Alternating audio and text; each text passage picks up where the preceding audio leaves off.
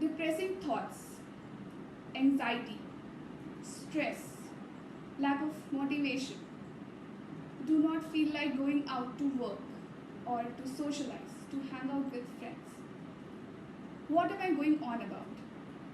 If not guessed yet, then let me tell you that I'm talking about mental health.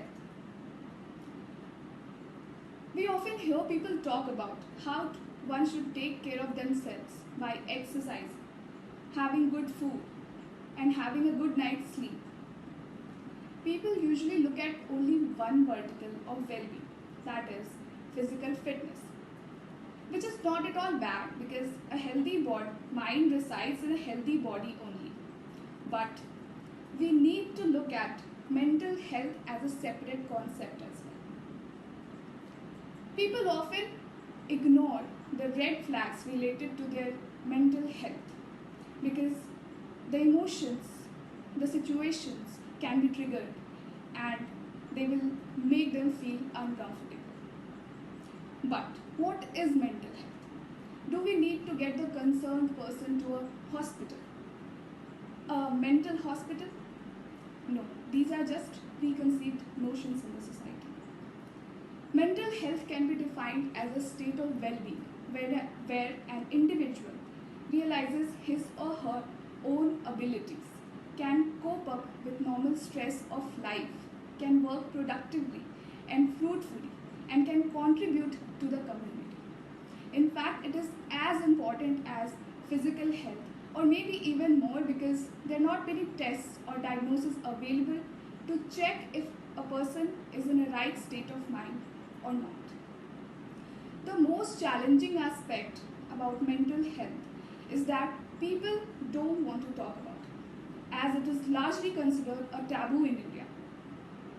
In fact, they are reluctant to seek even help from a mental health professional like a psychiatrist or a mental therapist, because if the society gets to know about it, they would be labeled as mentally unfit or challenged.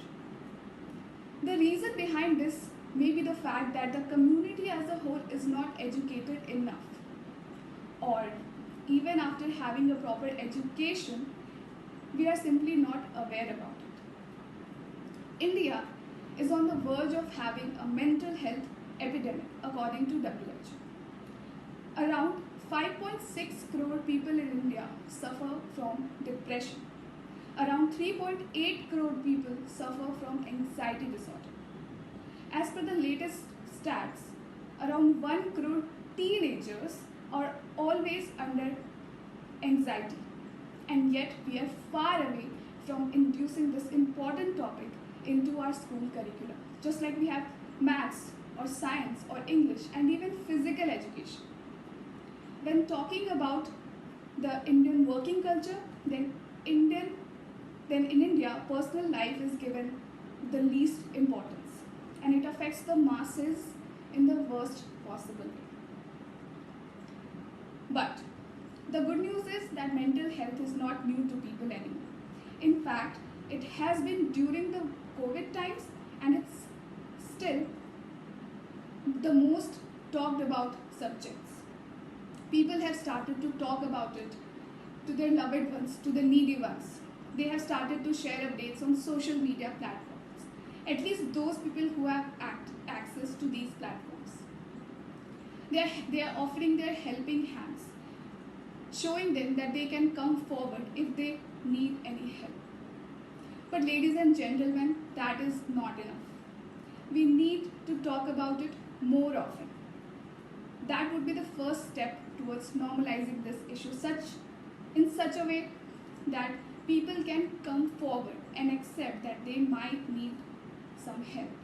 And once they have realized this, we need to encourage them to seek help from a mental health professional. We need to spread the word that it's okay to accept that you're not okay. You don't have to struggle in silence. It is the need of the hour to provoke the masses to learn about mental health by organizing campaigns and awareness programs.